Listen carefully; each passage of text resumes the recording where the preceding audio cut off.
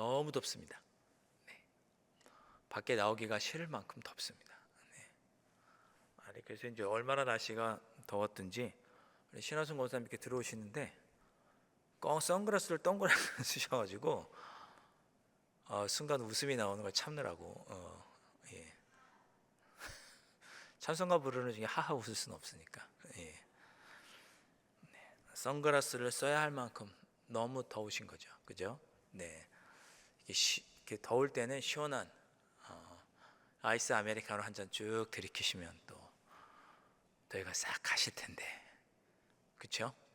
네. 커피 얘기 잠깐 한번 해보도록 하겠습니다. 우리나라 사람들 커피를 참 좋아합니다. 커피 다들 드시죠? 예, 저도 아메리카노 커피를 참 좋아하는데 우리나라 사람들 특히 아이스 아메리카노를 그렇게 좋아하잖아요. 그래서 겨울철에 얼어 죽어도 아이스 아메리카노, 그래서 줄여서 뭐라고 부르죠? 얼죽아. 예, 얼죽아. 이걸 알아야 한국 사람이에요. 얼죽아. 네. 얼어 죽어도 아이스 아메리카노. 네. 그렇게 한국 사람들이 커피를 좋아하고 또 아이스 아메리카노를 좋아하는데 언제부턴가 한 10년 전 됐을까요? 한 몇 년 됐을까요? 언제부턴가 직장인들이 점심 식사하고 나갔다 들어오면서 손에 커피 하나씩 이렇게 들고 가는 게 이제 아주 자연스러운 일이 되었습니다. 그렇죠? 뭔가 나도 손에 들고 들어가야 될 것 같은 생각이 들고 텀블러 하나씩 또는 커피 하나씩 손에 이렇게 들고 들어갑니다. 커피숍도 너무 많고 요즘은 노란색 간판이 대세라고 하죠. 메가커피 또는 컴포즈 커피가 대세라고 합니다. 예. 커피에 관한 책도 많습니다. 예. 커피 전문가들도 너무 많습니다. 커피에 관한 책도 많고 좋은 카페도 많고 요즘은 커피만 맛있어서는 안 되죠. 빵도 맛있어야 장사가 잘 됩니다. 커피도 맛있어야 되고 빵도 맛있어야 되고 커피숍도 예뻐야 되고, 그렇죠? 예. 아유 힘들어. 네. 커피와 관련된 용품들도 많이 소개되어 있고 각 가정에 이제는 커피를 내리는 기구들도 하나씩 있을 만큼 캡슐 커피 다 있으시잖아요. 네. 직접 내려서 마시는 드립커피, 없으면 믹스커피라도 다 있으시니까 그렇게 커피가 많은 사람들에게 사랑받고 있고 그래서 이제는 커피가 하나의 문화가 되었습니다.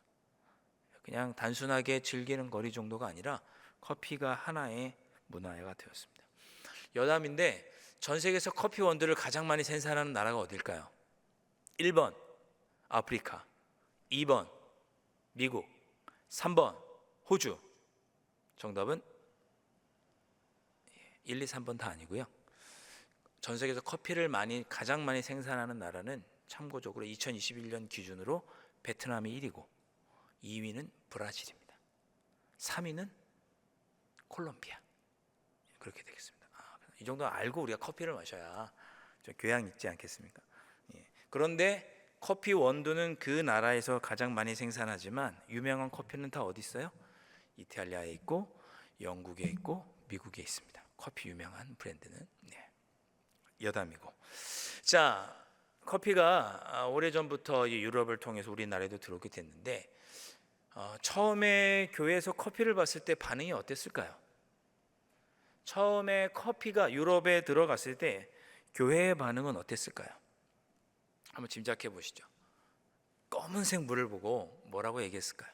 처음에는 악마의 음료다, 사탄의 음료다라고 교회에서 반응을 했습니다.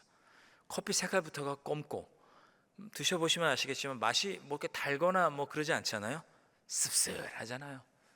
처음에는 악마의 음료, 사탄의 음료라고 불렀습니다. 잘 아시는 것처럼 커피의 원산지는 아프리카 에티오피아 고원지대이긴 하지만 그것이 대중화된 것은 터키로 넘어가면서부터 오스만 투르크 제국에 의해서 터키로 넘어가면서부터 대중화되기 시작합니다. 터키 사람들이 이슬람 사람들이잖아요. 그 사람들이 커피를 마시니까 이슬람 사람들은 술을 못 마시거든요. 근데 술을 대신에 마실 만한 적당한 음료가 커피인 거예요. 적당하게 정신도 맑게 하고 먹을만하고 구수하고 하니 이슬람 사회에서 술 대신 커피가 엄청난 인기를 끌게 됩니다. 예.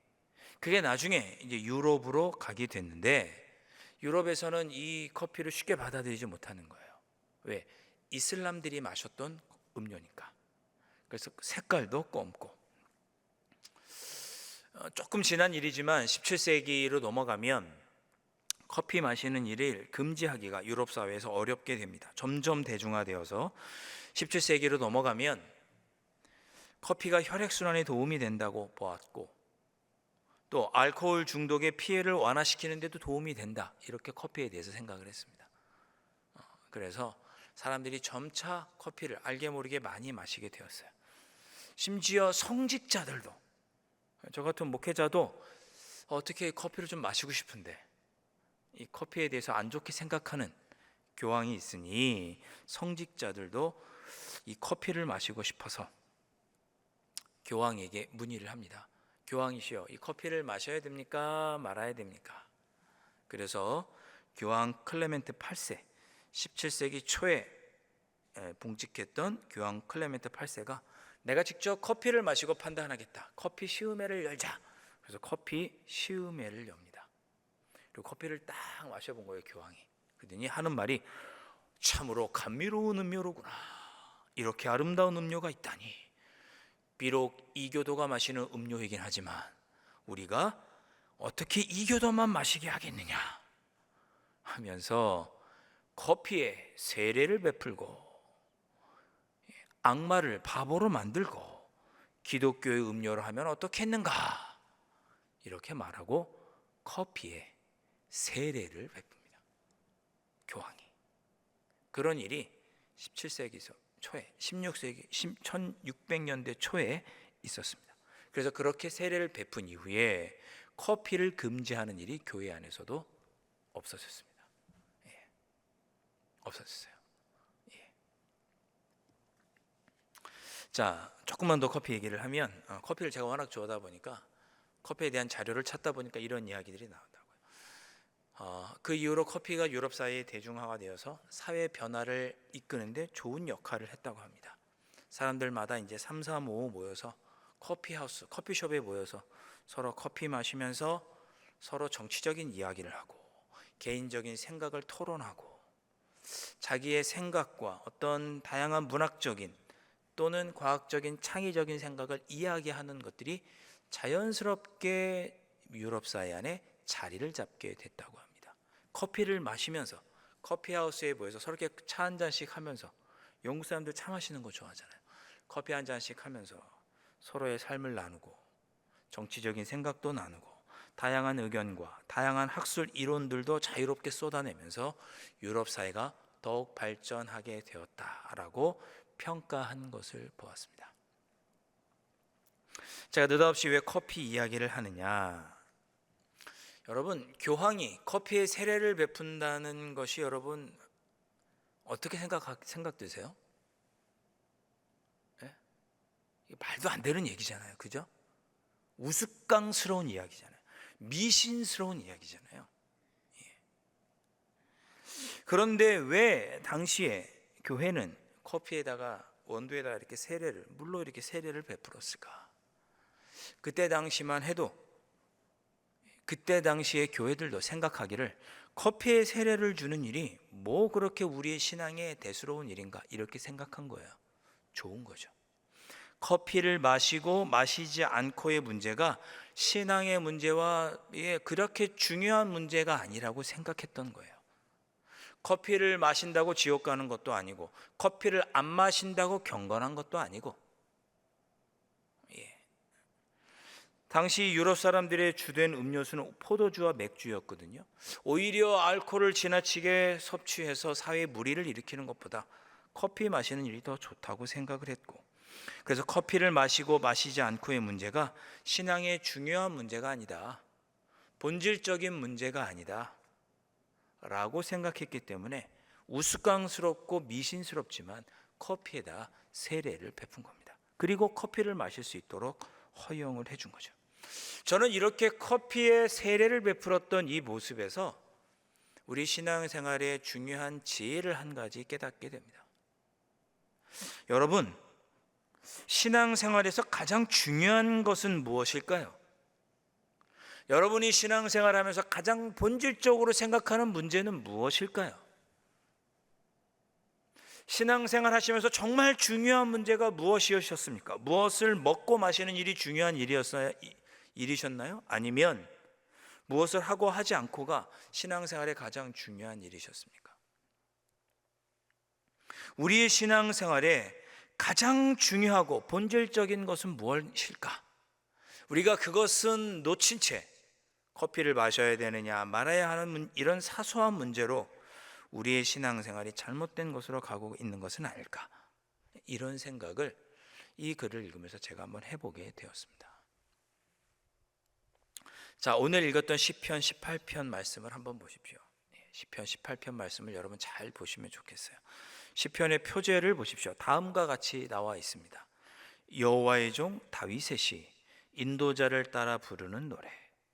여호와께서 다윗을 그 모든 원수들의 손에서와 사울의 손에서 건져주신 날에 다윗이 이 노래의 말로 여호와께 아뢰어 이르되, 이렇게 되어 있습니다.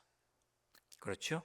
그러니까 시편 18편은 다윗이 원수들로부터 쫓김을 받다가 또 사울 왕에게 쫓김을 받다가 하나님의 은혜로 구원받고 살아난 그날, 그것이 기쁘고 감사해서 지은 시편이 시편 18편이다, 그런 말씀입니다. 1절 말씀, 제가 말씀을 준비했는데 함께 보시겠습니다. 우리 다 함께 1절 말씀 읽어볼까요? 시작. 나의 힘이신 여호와여, 내가 주를 사랑하나이다. 나의 원수들을 다 물리치신 하나님, 하나님께서 그 원수들을 다 물리치시자 그 하나님의 구원의 은혜에 감사하여서 이렇게 고백한 것입니다. 나의 힘이신 여호와여, 내가 주를 사랑하나이다. 2절 말씀도 함께 보실까요? 2절 말씀도 우리 다 함께 한번 봉독해 보겠습니다. 시작. 여호와는 나의 반석이시요 나의 요새시요 나를 건지시는 이시요 나의 하나님이시요 내가 그 안에 피할 나의 밥이시요 나의 방패시요 나의 구원의 뿌리시요 나의 산성이시로다. 아멘. 나를 원수에서 구원해 주신 하나님은 나의 반석이시고 요새이시고 나를 건지시는 분이시고 나의 하나님이십니다. 하나님이 나의 피할 바위가 되어주시고 나의 방패가 되어주시고 구원의 뿔이 되어주시고 산성이 되시는 분이십니다. 모든 원수들을 다 물리치고 사울의 손에서 죽임 당할 뻔하다가 구원받은 후에 하나님은 나에게 이런 분이십니다라고 고백하고 있는 것이죠. 16절 말씀 제가 읽어보겠습니다. 그가 높은 곳에서 손을 펴사 나를 붙잡아 주시며 많은 물에서 나를 건지셨도다. 하나님께서는 나를 높은 곳에서 손을 펴셔서 붙잡아 주시고 구원해 주셨습니다. 건져내 주셨습니다. 고백하고 19절 말씀에도 이렇게 고백합니다. 나를 넓은 곳으로 인도하시고 나를 기뻐하심으로 나를 구원하셨도다. 즉 하나님께서 나를 도와주심으로 내가 구원을 얻었습니다. 이렇게 고백하고 있습니다. 그리고 이어서 21절과 22절에는 내가 그렇게 하나님께 구원받은 이유는 이것 때문입니다 라고 고백합니다. 21절과 22절 말씀에 이는 내가 여호와의 도를 지키고 악하게 내 하나님을 떠나지 아니하였으며 그의 모든 규례가 내 앞에 있고 내게서 그의 율례를 버리지 아니하였음이로다. 그러니까 내가 이렇게 구원받은 것은 내가 하나님의 말씀을 떠나지 않고 하나님의 도를 지키고 하나님의 규례를 언제나 내 앞에 두고 내가 하나님의 율례를 버리지 않고 살았기 때문에 하나님께서 나를 이렇게 힘들고 어려울 때 구원해 주셨습니다라고 고백한 것이죠. 여러분, 신앙생활이 무엇인가? 바로 이것이 신앙생활입니다. 하나님의 말씀을 지키고 살고 그것을 하나님께서 어여삐 여겨주셔서 우리의 삶의 고난으로부터 우리를 지켜주시는 하나님. 여러분, 이것을 매일매일 누리며 살아가는 것이 신앙생활이에요. 무엇을 먹고 마시지 않고의 문제가 아니라 하나님을 의지하고 하나님을 신뢰하여서 그 말씀대로 살고 하나님은 우리를 긍휼히 여겨주시고 은혜를 베풀어 주셔서 우리를 구원해 주시는 것, 이것을 가리켜서 신앙생활이라고 하는 것입니다. 오늘 읽었던 본문 28절과 29절 말씀, 우리 다 함께 한번 봉독해 볼까요? 28절 29절 함께 읽습니다. 주께서 나의 등불을 켜시며 여호와 내 하나님이 내 흑암을 밝히시리이다. 내가 주를 의뢰하고 적군을 향해 달리며 내 하나님을 의지하고 담을 뛰어넘나이다. 아멘. 자, 여기 너무나 은혜로운 표현이 있습니다. 내 하나님을 의지하고 내가 담을 뛰어넘나이다, 이렇게 고백하고 있습니다. 이게 신앙생활인 거죠. 이것이 신앙생활. 신앙생활은 뭐 다른 게 아니에요. 나의 구원자 되신 하나님, 나의 구원의 등불 되신 하나님, 내 앞에 진리의 빛을 비춰주시는 그 하나님 의지하여서, 그 하나님 의지하여서 내 삶에 고난이 있다 하더라도 그 하나님 믿고 의지하면서 내 삶의 문제들을 뛰어넘는 것, 이것이 신앙생활입니다. 31절 말씀 제가 한번 읽어보겠습니다. 여호와 외에 누가 하나님이며 우리 하나님 외에 누가 반석이냐. 그렇죠. 우리 신앙생활 하면서 이렇게 고백하게 되지 않나요? 하나님밖에 의지할 데가 없구나. 하나님만이 나의 구원이시구나. 누가 나에게 힘이 되고 의지가 되며 하나님 외에 누가 있겠는가? 우리 이렇게 고백하시잖아요. 32절부터 34절의 말씀, 우리 한 절씩 교독해 보겠습니다. 32절 제가 읽고 33절 여러분들이 읽으시고 34절을 함께 읽겠습니다. 이 하나님이 힘으로 내게 띠띠우시며 내 길을 완전하게 하시며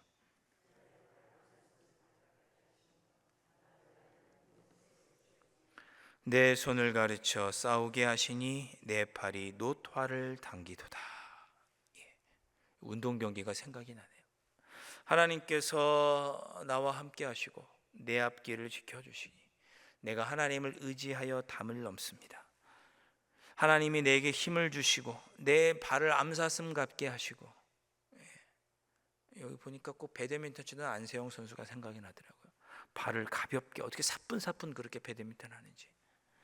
내 손을 가르쳐 싸우게 하시니 내 팔이 노화를 당기도다. 양궁 선수가 활을 당기는 것처럼 내 앞에 어려운 문제가 있지만 내가 능히 달려나가서 그 발걸음 가볍게 그 삶의 문제들과 싸우고, 내 삶에 다가온 어려운 문제들을 향하여 내 활을 들고 담대하게 싸울 수 있는 이유는 뭐냐? 하나님께서 나와 함께 하시고, 내가 그 하나님과 함께 하면 내가 내 삶의 문제를 뛰어넘을 수 있기 때문에 내 앞에 고난을 향하여 달려가고 화살을 들고 활을 겨루고 내 삶의 문제로 달려갑니다라고 고백하는 내용이 32절부터 34절의 내용입니다. 신앙생활이 무엇입니까? 무엇을 먹고 마시고 무엇을 하고 안 하고의 문제가 아니고, 신앙생활이라고 하는 것은 하나님을 온전히 의지하고 그 하나님 의지하여서 내 삶의 어려운 문제들을 뛰어넘어 보는 것, 이것이 신앙생활입니다. 이것을 절대 잊지 않으시면 좋겠습니다. 누가 무엇을 먹고 마시느냐의 문제로 나를 해코지할 때, 또 나를 시험 들게 할 때, 이것을 해야 되느냐 말아야 되느냐, 순서가 절차가 이렇게 되느냐 알아야 되느냐, 이런 문제는 신앙생활에 하등 중요한 문제가 아닌 거예요. 여러분, 스티커를 이렇게 붙였느냐 저렇게 붙였느냐, 이름이 이렇게 나왔느냐 좀 저렇게 나왔느냐, 이런 건 아무런 문제가 아니에요. 신앙생활의 가장 중요한 문제는 뭐냐? 하나님을, 나를 지키시고 돌보시는 하나님을 알고 그 하나님께서 나의 힘과 능력이 되심을 알아서 그 하나님을 의지하여서 삶의 문제들을 향하여 싸워가고 거기서 승리해보고 그 담을 뛰어넘고 그렇게 하나님의 뜻 안에서 살아가는 것이 신앙생활의 핵심적인 내용입니다. 여러분에게 이런 삶의 신앙의 기쁨이 가득하실 수 있기를 주님의 이름으로 축복합니다. 신앙생활의 기쁨은 어디서 오는 것일까? 하나님을 의지해서 그 어려운 문제를 이겨내보는 기쁨. 정말 내 삶에 어려운 질병이 오고 삶의 고난이 와서 정말 죽을 것 같은 그 순간에, 내 마음이 이렇게 쪼그라든 그 순간에 하나님만 의지하여서 그것을 이겨 넘어보는 경험, 이것이 신앙생활의 기쁨인 거죠. 이런 경험을 한 사람은 어찌 하나님에게서 떠날 수가 있겠어요? 자잘한 문제들이에요. 나머지는 다 자잘한 문제들이에요. 하나님 의지하여서 삶의 고난을 헤쳐나가 보는 기쁨, 삶의 문제를 뛰어넘어 보는 기쁨, 이것이 진정한 신앙의 기쁨이고, 이것이 신앙생활의 본질이고 가장 중요한 내용입니다. 커피의 세례를 베푸느냐 마느냐 이런 문제, 그것을 누가 베푸느냐 마냐의 문제, 장갑을 껴야 되느냐 말아야 되느냐의 문제, 순서를 이렇게 해야 되느냐 저렇게 해야 되냐는 문제 중요하죠. 그러나 신앙생활의 본질은 아니고, 신앙생활의 기쁨이 거기 있는 건 아니에요, 여러분.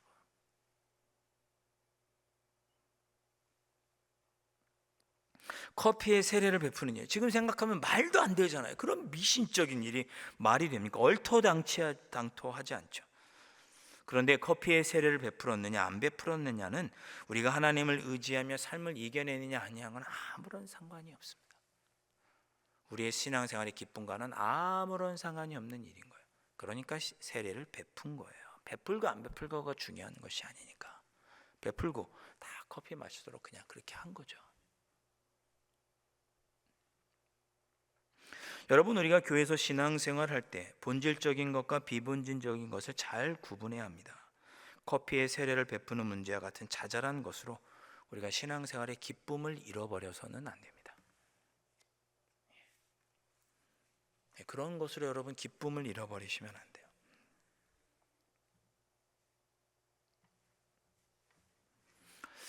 제가 저희 부모님 뵐 때 참 감사한 것이 있습니다. 저희 부모님을 뵈면 참 감사한 것이 있어요. 저를 이렇게 훌륭하다는 표현을 제가 저에게서 좀 죄송합니다만 이렇게 목회자로 또 신실한 믿음의 길을 갈 수 있도록 길러주신 거 참 감사하죠. 그것도 감사하지만 어떨 때 또 감사하냐면, 명절 때면 저희 아버님이 이제 은퇴하신 지 이제 10년이 훌쩍 넘었는데도 불구하고 이렇게 계속 신앙생활 하셨던 때 함께 하셨던 분들이 이렇게 찾아옵니다. 전도사일 때부터, 저희 아버님께서 전도사일 때부터 신앙생활 하셨던 분들도 명절마다 이렇게 찾아오셔서 인사도 하시고 이야기를 나누시는 모습을 볼 때마다 참 감사합니다. 왜 그것이 감사하냐면, 우리 부모님께서 정말 믿음의 길을 올바로 걸으셨기 때문에 그것을 주변에 있는 분들이 알고 존경하시고 인정해 주시기 때문에 명절마다 찾아와서 인사해 주시는구나. 그러니까 우리 부모님께서 살아오셨던 길이 정말 하나님만을 의지하며 담을 뛰어넘는 삶을 살아오셨기 때문에 그것을 곁에서 지켜보던 분들이 나도 저렇게 삶을 살았으면 좋겠다라고 마음의 생각이 들어서, 그래서 이렇게 명절에도 찾아와서 인사도 해주시고 하는구나 라는 생각을 하게 되고, 그래서 찾아와 주신 분들에게도 감사하고 또 그런 삶을 살아오신 부모님들께도, 저희 부모님께도 제가 감사합니다.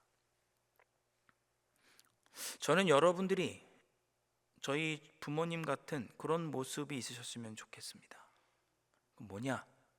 여러분들이 하나님만 의지하면서 삶의 담을 넘는 그런 삶을 사셔서 주변에 있는 사랑하는 자녀, 지인분들, 함께 신앙생활하는 동료가 저 친은 참 하나님만 의지하며 평생 살았던 그런 사람이야 라고 인정해주고 존경해주는 그런 삶, 그런 믿음의 길을 걸어가는 여러분들이 되셨으면 좋겠습니다. 우리의 신앙생활의 기쁨은 거기 있는 거죠. 누가 인간적으로 나를 찾아와서 알아주고 안 알아주고의 문제가 아니고, 나에게 차서 인사와 해주고 안 해주고의 문제가 아니고, 하나님을 믿고 의지하여서 삶을 뛰어넘는 경험을 함으로 거기서 기쁨을 찾고, 그렇게 일평생 살았던 나의 모습이 누군가에게 든든한 그늘이 되어주고 믿음의 본이 되어주는 그런 삶 살아갈 때, 그런 삶이 너무나 보람되고 기쁜 그런 믿음의 삶이 아니겠습니까? 그런 삶을 살아가시는 여러분들이 되실 수 있기를 주님의 이름으로 축원드립니다. 커피에 세례 주는 일, 그거 좀 하면 어떻습니까? 내 삶에 그런 일들이 좀 일어나면 어떻습니까? 조금 손해보고 조금 억울하고 그런 일들에 마음 빼앗기지 마시고, 하나님을 의지하여서 고난을 이기고 핍박을 견디면서 하나님만이 나의 하나님이시라고 고백하고 당당하게 내 삶의 문제를 향하여 나아가고 하나님 의지하여서 그 문제를 뛰어넘으시는 그 기쁨이 여러분들의 삶에 날마다 충만하실 수 있기를 주님의 이름으로 축원드립니다. 아멘. 자, 그런 삶을 살아가겠습니다 다짐하는 마음으로 우리 함께 찬양하고 우리 기도하시면 좋겠습니다. 함께 찬양하시겠습니다. 우리 제가 자주 부르는, 제가 좋아하는 찬양입니다. 여러 번 불렀죠. 왜 나만 겪는 고난이냐고. 자, 견디기 힘든 그 순간에도 주님이 나와 함께 계십니다. 그 주님 손잡고 이겨내기를 원합니다. 이렇게 고백하는 찬양입니다. 함께 찬양하고 기도하겠습니다.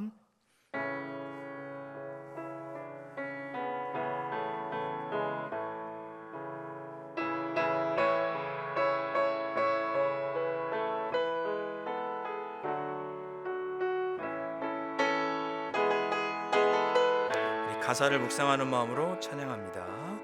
왜 나만 겪는 고난이냐고 불평하지 마세요. 고난의 뒤편에 있는 주님이 주실 축복 미리 보면서 감사하세요. 너무 견디기 힘든 지금 이 순간에도 주님이 일하고 계시잖아요. 남들은 지쳐 앉아 있을지라도 당신만은 일어서세요. 힘을 내세요. 힘을 내세요. 주님이 손잡고 계시잖아요. 주님이 나와 함께함을 믿는다면 어떤 역경도 이길 수 있자. 우리 1절로 다시 한번 찬양하겠습니다. 왜 나만 겪는 고난이냐고 불평하지 마세요. 고난의 뒤편에 있는 주님이 주실 축복 미리 보면서 감사하세요. 너무 견디기 힘든 지금 이 순간에도 주님이 일하고 계시잖아요.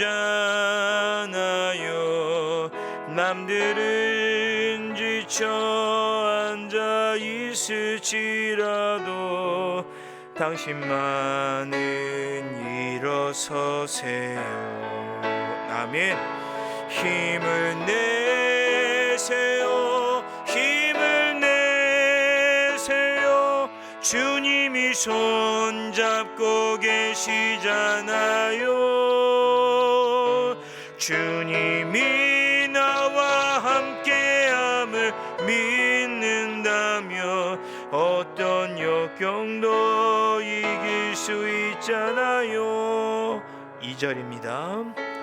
왜 이런 슬픔 찾아왔는지 원망하지 마세요. 당신이 잃은 것보다 주님께 받은 은혜 더욱 많음에 감사하세요.